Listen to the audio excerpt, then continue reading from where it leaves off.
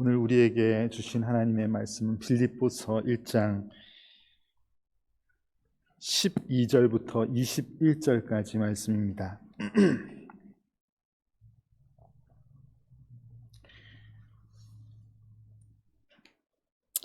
빌립보서 1장 12절부터 21절.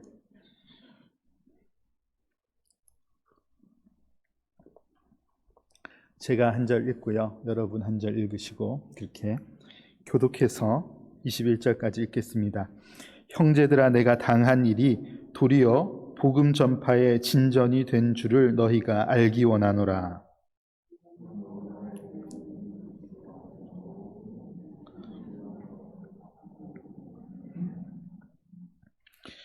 형제 중 다수가 나의 매임으로 말미암아 주 안에서 신뢰함으로 겁없이 하나님의 말씀을 더욱 담대히 전하게 되었느니라.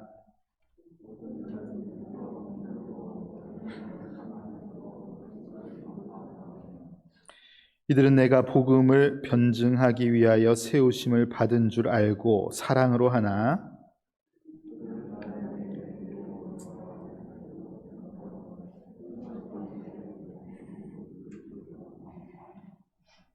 그러면 무엇이냐? 거칠애로 하나 참으로 하나 무슨 방도로 하든지 전파되는 것은 그리스도니 이로써 나는 기뻐하고 또한 기뻐하리라.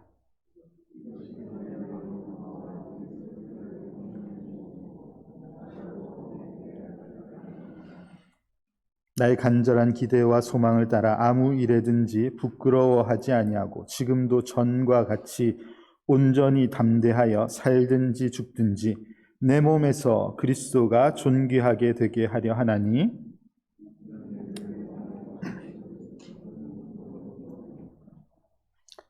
아멘. 한 주간도 평안하셨습니까?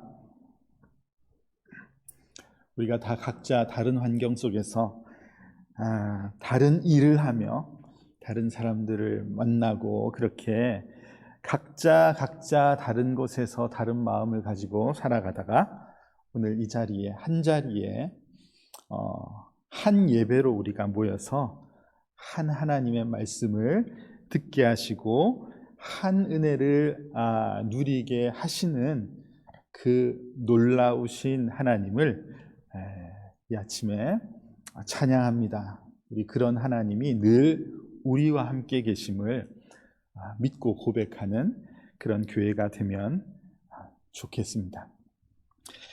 오늘도 우리 빌립보서 말씀을 통해서 우리 에덴스 아닌 장로교회와 이 교회를 이루고 있는 성도들에게도 말씀하여 주신다, 저는 분명하게 믿습니다. 여러분들도 그런 믿음을 가지고 이 말씀이 우리 교회를 위해서 또 나를 위해서 뭐라고 말씀하시는지 잘 새겨 듣고 삶에 또 실천이 있는 그런 우리의 삶이 되기를 소망합니다.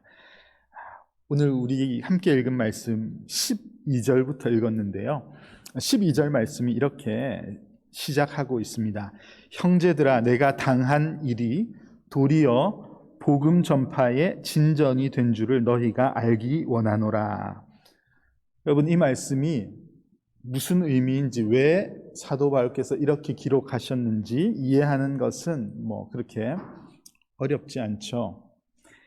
여기서 내가 당한 일이라는 것은 사도 바울께서 지금 로마의 감옥에 복음을 전하다가 잡혀 있는 그런 상황을 설명하는 것임을 우리가 압니다. 사도 바울께서는 그가 당한 이 험악한 이런 일, 매여 있는 일, 이 일이 도리어 복음 전파의 진전이 된 줄을 교회가 알기를 원한다, 그렇게 설명하고 있습니다. 여러분, 사도 바울이 감옥에 갇혔다, 이 사건은요, 당시에 굉장한 이슈가 되어 있었을 것입니다. 사도행전을 보면은 사도 바울을 죽이기 전에는 먹지도 않고 마시지도 않겠다, 그렇게 동맹한 그런 결사대들이 있었을 만큼 이 사도 바울을 잡는 것에 굉장히 혈안이 되어 있었습니다. 그러니까 사도 바울이 감옥에 갇혔단다. 이거는 굉장한 이슈가 아닐 수 없었을 것입니다. 그래서 오늘 13절 말씀을 보면은 뭐라고 되어 있냐면 나의 매임이 그리스도 안에서 모든 시위대 안과 그 밖의 모든 사람에게 나타났으니, 내가 잡혔다는 이 소식이 모든 시위대들, 모든 나를 잡으려고 애썼던 이들에게 다 알려졌을 뿐만 아니라 그 밖의 모든 사람들에게도 지금 다 소문이 나 있는 것 알고 있다. 그렇게 이야기하고 있는 것이죠. 이 소식을 빌립보 교회 성도들도 당연히 듣지 않았겠습니까? 이 빌립보 교회 성도들도 이 소문을, 사도 바울이 감옥에 갇혔단다, 이 소문을 들었을 텐데, 이 빌립보 교회 안에서도 이 소식을 들었을 때의 반응이 하나 같지는, 한 가지 반응이 나타나지는 않았습니다. 다수의 반응은 뭐냐 하면, 사도 바울께서 잡히셨다고 소문 들었어? 큰일 났다. 어떡하지? 복음을 전하다가 그분께서 결국은 매임받으셨네. 항상 우리에게 고난을 강조하신 그분께서 결국은 감옥에 투옥되셨는데, 성도들이여, 우리가 그분의 길을 잘 따라갑시다. 우리 더욱더 그분의 가르침을 잘 기억하며 더 열심히 복음을 전합시다. 그런 반응을 보인 이들이 14절에 기록된 대로 다수였습니다. 다수가 그렇게 반응을 보였습니다. 그래서 이 빌립보 교회 성도들이 사도 바울이 지금 감옥에 갇히셨는데 우리가 어떻게 해서든지 그분을 잘 도와야 되니까 편지도 써서 보내고 가서 도움도 드리고 우리 그렇게 하자. 이런 성실한 도움을 보였던 것 아닙니까? 그런데 워낙 사도 바울에 관한 이슈가 당시에 이 뜨거운 감자와 같은 것이었기 때문에 이 빌립보 교회 안에도 모두가 다 사도 바울의 이 복음의 전달 방식, 그의 가르침의 내용에 전적으로 동의를 하지는 않았던 것 같아요. 어떤 이들은 사도 바울이 감옥에 갇혔단 말이야? 그 말이 맞았구만. 소문이 좀 이상했잖아. 그래서 특히 사도 바울이 바울 그 사람이 사도인가 아닌가에 대한 지금 이슈가 한창인데, 이 잡히고 뭐 이런 거 보면은 뭐 좀 이상한 거 아니야? 이런 반응을 보이면서 우리도 그래, 우리가 복음을 전해야 되는 것은 맞지만 우리가 잘 분별해가지고 좀 우리가 사도 바울의 가르침에 너무 치우치지 말고 우리가 복음을 좀 중심을 잡아서 전해봅시다. 이런 반응도 그 교회에 있었던 거예요. 당시에 예수님의 복음이 전파되는 것을 극도로 꺼려했던 이들이 특히 이 사도 바울을 통해서 자꾸 예수님의 복음이 막 너무 잘 전달되고, 그러니까 이것을 어찌됐든지 막아보고 싶었던 이들이 딱 걸고 넘어졌던 것이 이 사도 바울이 무슨 사도냐? 이 사람은 사도는 아니지. 이런 이슈를 계속 퍼뜨리는, 요새도 가짜 뉴스를 퍼뜨리는 것처럼 이거 아닌 거 아니야? 계속 막 아닌 것 같아요. 이렇게 자꾸 이슈를 많이 퍼뜨렸고, 교회 안에도 뭐 보고 와가지고 사도 바울이 사도가 아닌 것 같다는데 이거 어떻게 된 거죠? 이런 의심하는 이들이 교회 안에도 있었던 거예요. 그래서 사도 바울이 보낸 서신서를 보면 항상 서두에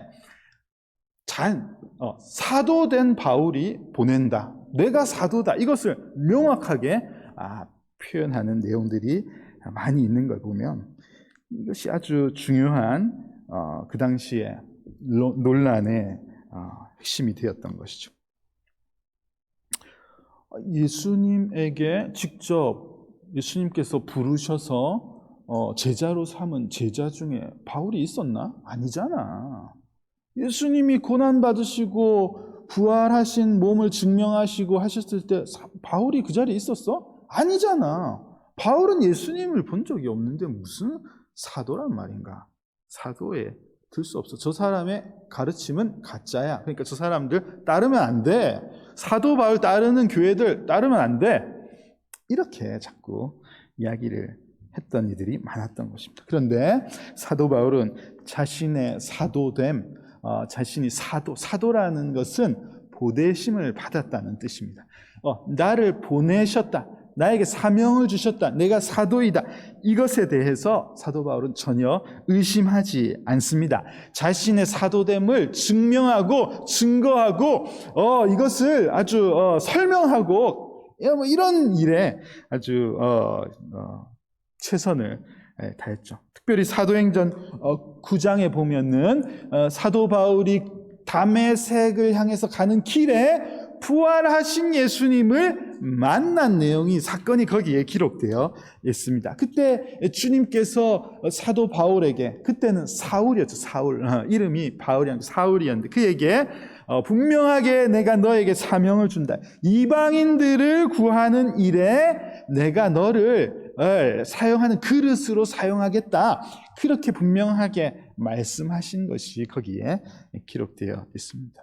예수님의 12 제자에 들어가지는 않았지만 분명히 부활하신 예수님께서 나타나셔서 나는 네가 박해하는 예수다. 그렇게 알려주시고 들려주시고 보게 하셨다. 이것을 확신하는 가운데 나에게 주신 사명 주신 그 하나님을 깨닫고 사도 바울은 사도로서 보내심을 받은 자로서의 사역을 하고 있는 것이죠. 갈라디아서 1장에 보면 사도 바울은 그의 사도됨에 대해서 이렇게 표현하고 있습니다. 이는 내가 사람에게서 받은 것도 아니요 배운 것도 아니요 오직 예수 그리스도의 계시로 말미암은 것이다. 이건 내가 어디서 누가 사도 자격을 줘서가 아니고 어디서 자격증을 따온 게 아니고 나를 만나신 예수님, 나에게 분명하게 확신을 주신, 나에게 드러내신 예수 그리스도의 계시 때문에 나는 사도임을 확신하고 있다. 내 믿음에 변함이 없다. 그렇게 설명하고 있는 것입니다. 지금 빌립보 교회 안에도 이 바울의 사도됨을 받아들이고 14절 말씀처럼 이런 상황일수록 더 하나님의 말씀을 담대하게 전하게 된 다수의 성도들이 있었지만 모두 다 그랬던 것은 아니었다는 말입니다. 어떤 이들은 마음을 달리한, 특별히 이방인을 중심으로 사역하는 그 바울 사역에 좀 그런 것을 탐탁하게 여기지 않았던 유대인 그리스도인들이 분명히 그랬지 않았을까? 이렇게 추측을 해볼 수 있는데, 자, 그래서 15절을 보시면은 어떤 이들은 투기와 분쟁으로, 그렇게 써 있죠. 분쟁으로. 어떤 이들은 착한 뜻으로 그렇게 표현되어 있습니다. 여기서 투기와 분쟁으로 하는 이들이 바로 바울에 관해서 부정적인 뜻을 가진 소수의 성도들의 모습을 표현한 것이라고 볼 수 있겠고요. 착한 뜻으로에 해당하는 이들이 바울에 관해서 긍정적인 뜻을 가진 다수의 성도들의 모습이 이러했구나 하는 것을 볼 수 있는데, 자, 중요한 것은 이 15절에서 어떤 이들은 투기와 분쟁으로, 어떤 이들은 착한 뜻으로, 그 다음에 뭐라고 되어 있습니까? 그리스도를 전파하니, 그렇게 기록되어 있죠. 두 부류가 각각 다른 관점을 가지고 있는데 그 목적은 똑같다는 말입니다. 똑같이 뭘 하고 있냐면은 그리스도를 전파하고 있다. 생각은 다른데, 관점은 다른데 전파하는 복음, 예수 그리스도를 복음을 전하는 데는 똑같은 마음을 가지고 있다는 것을 사도 바울이 표현하고 있습니다. 그래서 12절 시작할 때 사도 바울이 당한 일이 오히려 복음을 전하는데 진전이 되고 있다. 지금 나는 갇혀 있지만 이것 때문에 이쪽이든 저쪽이든 더 마음을 합쳐서 복음을 열심히 전해야지 된다고 마음을 모으고 있으니까 이게 아주 좋은 효과를 내고 있지 않느냐, 그렇게 표현하면서 18절에서도 이렇게 말씀하고 있습니다. 그러면 무엇이냐? 거칠애로 하나 참으로 하나 무슨 방도로 하든지 전파되는 것은 그리스도니 이로써 나는 기뻐하고 또한 기뻐하리라. 그렇게 설명합니다. 이렇게 하든지 저렇게 하든지 어떤 이가 나를 비방하든지 나를 옹호하든지 내가 옥에 갇힌 이 사건 때문에 더 열심히 각각 복음을 전한다고 전해 들으니 내 마음이 너무 기쁘다. 내가 옥에 갇혀 있지만 너무 마음이 좋다. 그렇게 편지를 쓰신 것입니다. 이렇게 마음 먹기가 쉽나요? 예? 이런 마음을 가지는 것이 쉽지 않죠. 그것도 분명한 사실을 부정하고 이 자신을 비방하는 이들에 대해서 이렇게 하십니다. 얼마 전에 제가 아는 목사님이 부목사로 교회에서 사역을 하다가 교회를 개척하겠다고 결심을 하고 이제 교회를 개척합니다. 이런 통화를 했거든요. 그래서 힘드시겠습니다. 같이 마음을 합쳐서 개척하는 분이 있습니까? 그러니까 아무도 없다더라고요. 그래서 그거 어떻게 합니까? 그 교회에서 개척해서 나올 때 좀 마음을 같이 해서 한 마음으로 교회를 개척할 적어도 한 두세 가정이라도 좀 교회에 좀 이렇게 붙여달라고 좀 요청을 해보시지 그러셨어요. 그랬더니 해봤다더라고요. 담임 목사님께 부탁을 드렸는데 한 가정도 안 된다 했다고 그러더라고요. 그래서 그 교회가 되게 작은가 보다. 한 가정 보내는 것도 쉽지 않은가 보다 싶어서 몇 가정이나 있으면 했더니 200가정이 넘는데 그래가지고 200가정이 넘는데 그 두 가정을 붙여주는 게 그게 그렇게 싫은 일인가? 섭섭한 일인가? 그런 생각을 하면서 참 이 인간은 다 똑같은가 보다. 이게 우리는 지금 겪어보지 않은 일이라서 제가 모르겠지만 사실 이해가 좀 안 가잖아요. 이해가 안 가지만 사실 이런 얘기를 많이 들어봤거든요. 많이 들어봤습니다. 그 한 가정도 이렇게 파송하는 것을 원치 않는다고 그러시대요. 담임 목사님들이. 그래서 내가 겪어보지 않아서 모르나 보다 한 생각도 들지만 사람이 참 나와 다른 목적이 같다 하더라도 사람은 뭔가 나와 다른 배를 타거나 다른 방법을 취하거나 나하고 다른 것에 대해서 굉장히 싫어하는 거죠. 싫어하고 그런 것을 원치 않는 게 참 인간의 일반적인 모습인가? 그런 생각을 했는데 이 사도 바울을 보십시오. 나를 비방하던 나를 옹호하던 우리가 그들이 예수님의 복음을 전하는 일에 똑같이 지금 나가는 거라면 이거는 그냥 기뻐할 만한 일 아니야? 누가 나를 비방하는 게 무슨 소용이 있어? 지금 목적이 예수님을 드러내는 것에 더 열심을 내고 있다면은 이거는 정말 기쁜 일 아닌가? 이렇게 표현하는 게 이분이 대단하신 분이십니다. 그렇지 않습니까? 사도 바울은 참 우리가 존경할 만한 그런 분이시죠. 여러분, 그런데 이 사도 바울의 이런 모습을 보면서 이분 참 성품이 참 좋구나. 이 인성이 참 좋은 분이다. 사람이 뭐가 안 났나 보다. 둥글둥글 하신가 보다. 이렇게 이해하면서 우리도 넉넉한 성품을 가지고 마음이 안 맞아도 좀 우리가 이해하고 포용하면서 지냅시다. 이렇게 오늘 말씀의 결론을 내리는 것은 이 말씀을 통해서 우리에게 권면하시는 참 그 핵심을 다 아는 것이 아닐 것이다. 그렇게 저는 생각합니다. 사도 바울이 이렇게 표현하고 서신을 쓴 이유는 이 사도 바울께서 그냥 성품이 좋아서 그냥 둥글둥글하게 사시는 분이기 때문에 그런 것이 아니거든요. 사도 바울 절대 그런 분 아니지 않습니까? 이분 무서운 분입니다. 옛날에 한 칼 하시던 분 아닙니까? 맞죠? 예수 믿는 사람 다 잡아서 막 이랬던 사람이고 무서운 똑똑하신 분이고 절대 그냥 넘어가고 그냥 다 수용하고 이런 분이 아니거든요. 여러분 지난주일에 우리가 사도행전 16장을 보면서 이 빌립보 교회 설립 과정을 봤는데 다시 한번 사도행전 16장 부분을 한번 보면 좋겠습니다. 제가 빌립보 교회 설립 당시의 과정에 대해서 말씀을 전할 때에 사도 바울이 환상을 봤다는 걸 설명을 했지 않습니까? 사도행전 16장에 나와 있습니다. 자, 그 부분을 다시 한번 살펴보면요.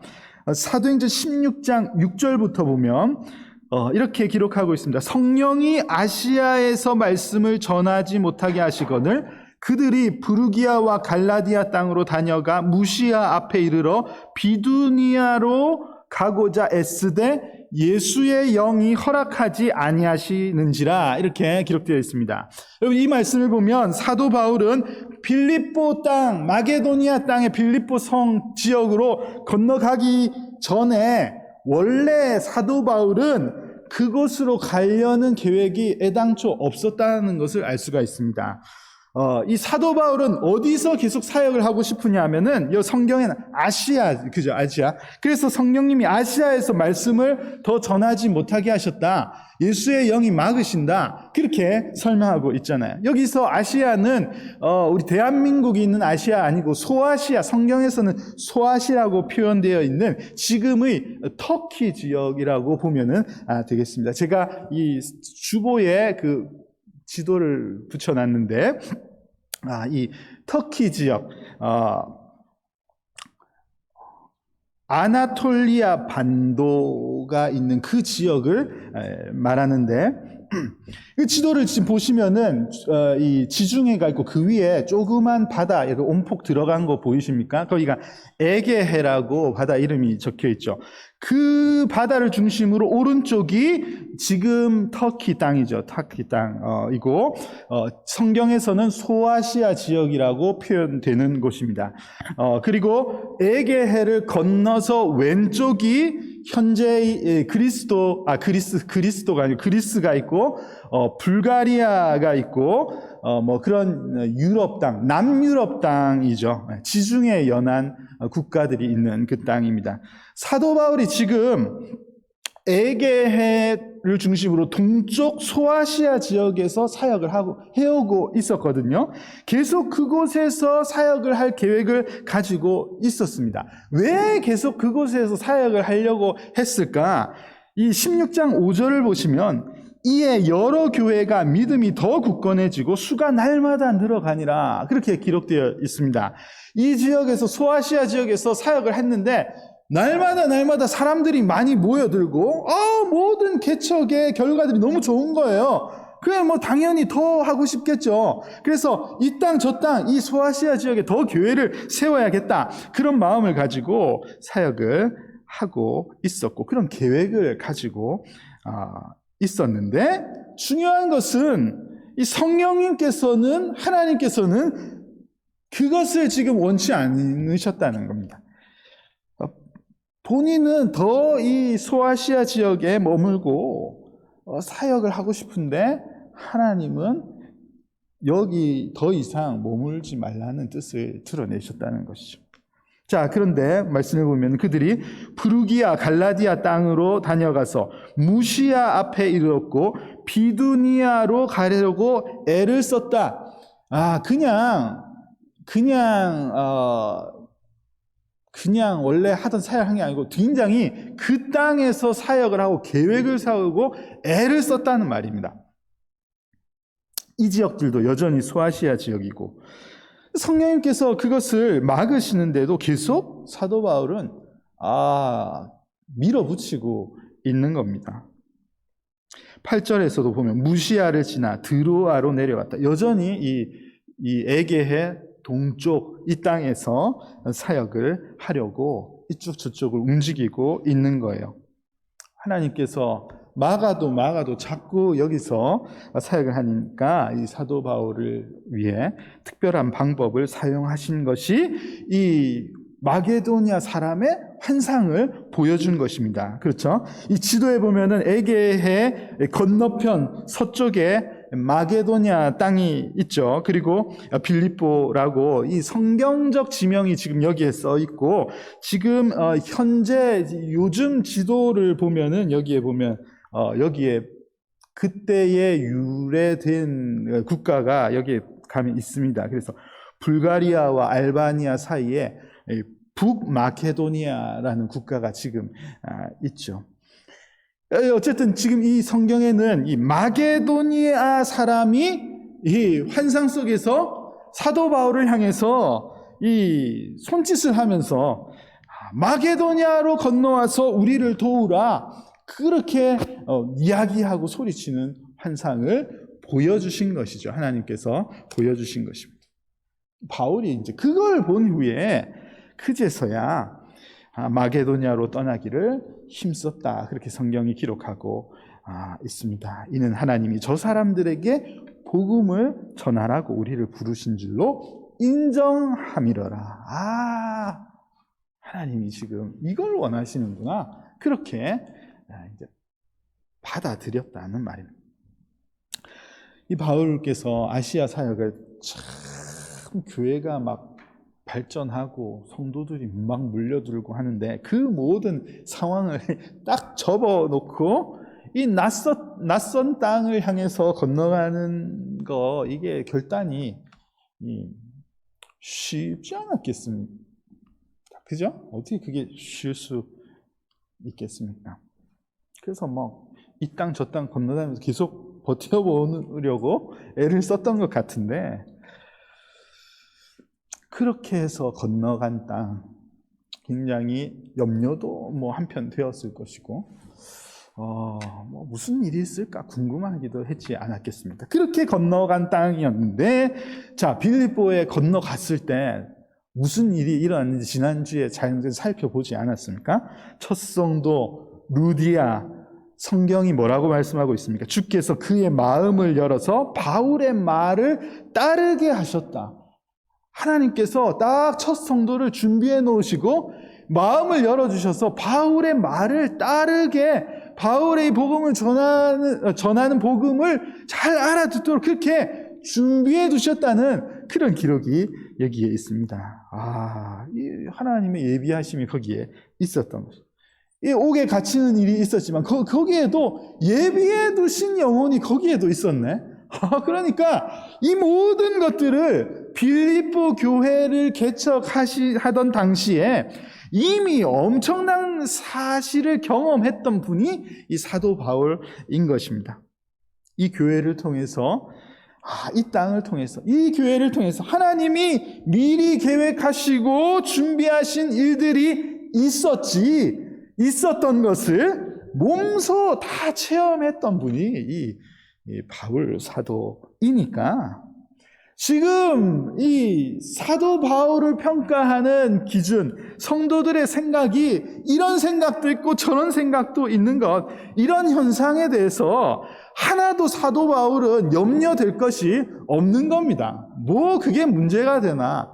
하나님께서 이 교회를 통해서 일하시는 것을 내가 다 지금까지 경험하고 내가 그거 다 느꼈는데, 지금 사람들의 마음이 이런 마음 저런 마음 있는 것, 그러나 그리스도를 향해서 복음을 전하는 저 현상을 보면서 내가 마음 상할 게 뭐가 있나, 나는 그저 기쁘고 감사하다, 그런 마음을 지금 가지고 있는 겁니다. 이를 이루시는 분이 하나님이심을, 이 교회를 통해서 일해 오신 분이 하나님이심을 사도 바울이 확신을 하고 있는 거죠. 문제가 안 되는 겁니다, 사도 바울에게. 그래서 20절을 보십시오. 나의 간절한 기대와 소망을 따라 아무 일에든지 부끄러워하지 아니하고. 우리의 상황과 우리 형편 때문에 실망하고 불안해하고 부끄러워할 이유가 없다는, 아무 상황이든 내가 옥에 갇혀 있는 상황이든 누가 나를 비방하는 상황이든 하나도 지금 부끄러워할 상황이 아니다.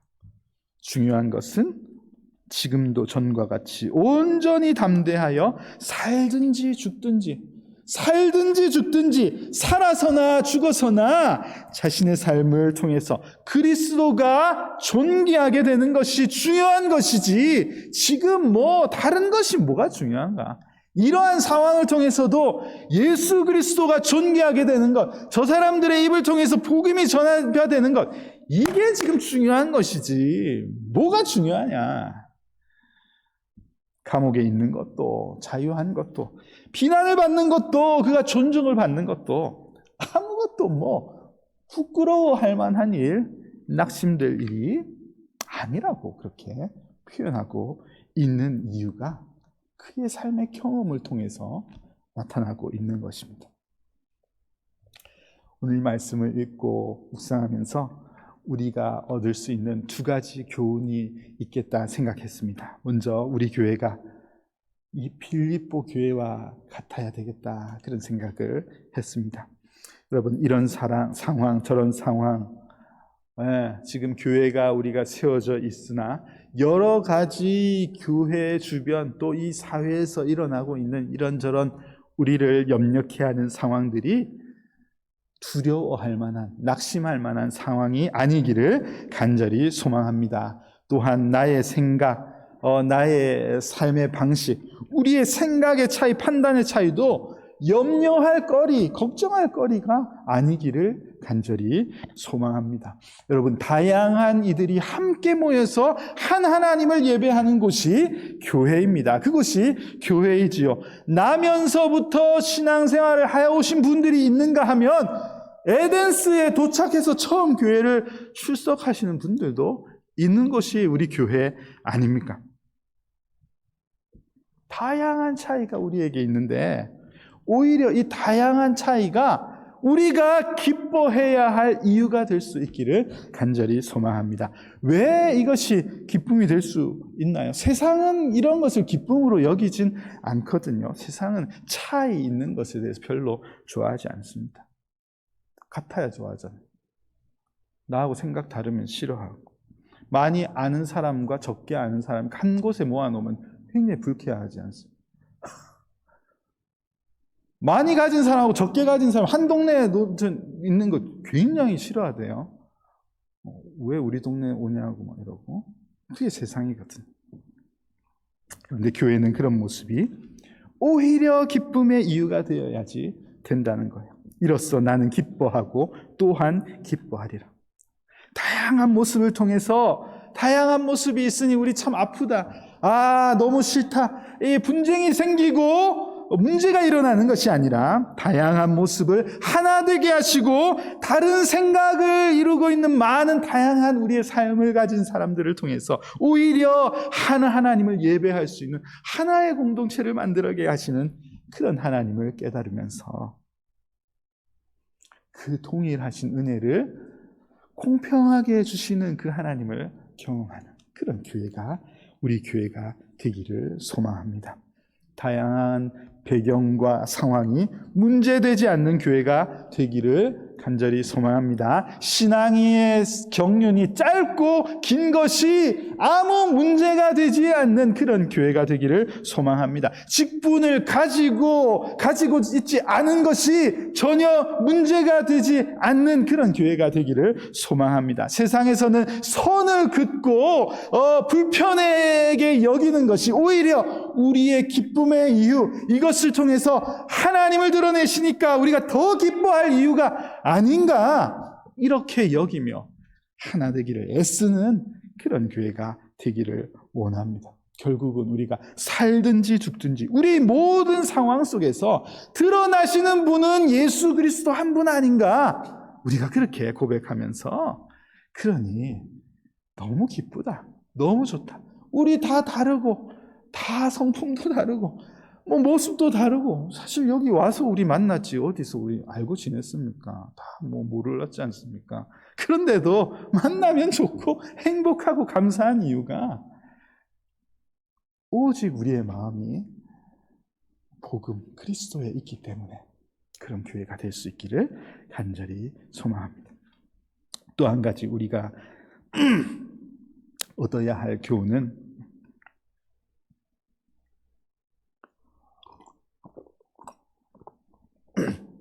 저와 여러분의 삶도 오늘 이 사도 바울의 삶과 같기를 원합니다. 여러분, 혹 우리 가운데 어떤 것을 선택해야 하거나 또 가야 할 길 앞에서 고민하고 계신 그런 분들이 혹 계신지 모르겠습니다. 전 우리 교회에는 많이 계실 수 있겠다 그런 생각이 듭니다. 특별히 이곳에서 앞으로 장래를 미래를 준비하고 계획하고 그렇게 그런 목적을 가지고 이 땅에 머무시는 분들이 많이 계시지 않습니까? 우리가 사도 바울이 하나님의 은혜를 경험하며 몸소 체험하며 지금 어떤 상황 속에서도 만족함을 누리고 있는 그의 모습을 보면서 여러분들도 두려워하지 않는, 염려하지 않는 그런 삶을 살아가시기를 바랍니다.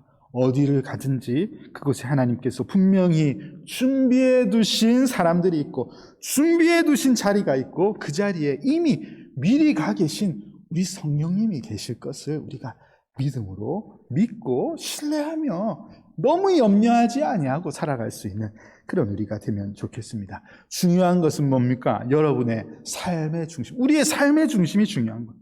살든지 죽든지 내가 무엇을 하든지 나를 통해서 내 몸에서 그리스도가 존귀하게 되게 하려 하나님. 이게 이런 우리의 마음의 중심이 있는가 없는가? 오늘 내 모습, 내 중심에 그런 마음이 있는가? 이것을 잘 점검해 보면 좋겠습니다.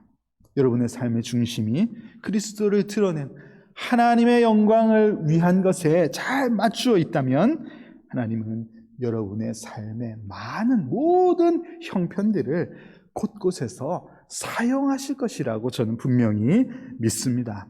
여러분 하나님의 뜻을 잘 살피는 여러분들 다 되면 좋겠습니다. 특별히 이곳에서 연구하고 준비하는 우리 젊은 청년들, 사도 바울이 빌립보 교회를 개척할 당시의 내용을 보면은 다 잘 된다고 거기에 하나님의 뜻이 있었던 것은 분명히 아니거든요. 하나님의 뜻이 어디에 계신지를 잘 살펴보는 우리의 삶이 되어야지 되겠습니다.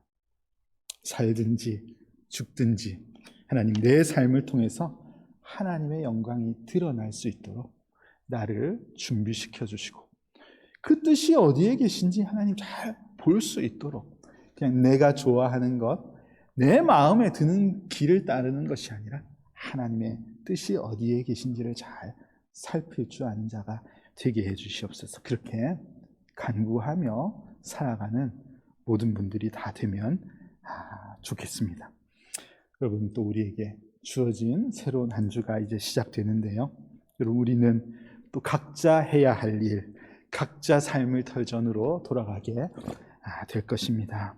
여러분 다양한 생각과 다양한 삶의 방식, 이 모든 상황을 다양하게 주관하고 계신 우리 하나님을 의지하면서 그 하나님의 은혜 안에 거하시면서 내가 무엇을 하든지 어떤 형편에 있든지 내 삶을 통해서 내 시간을 통해서 그리스도의 존귀함이 드러나기를 애쓰고 살아가는 그런 복된 한 주 여러분의 삶이 다 되시기를 예수님의 이름으로 축복합니다.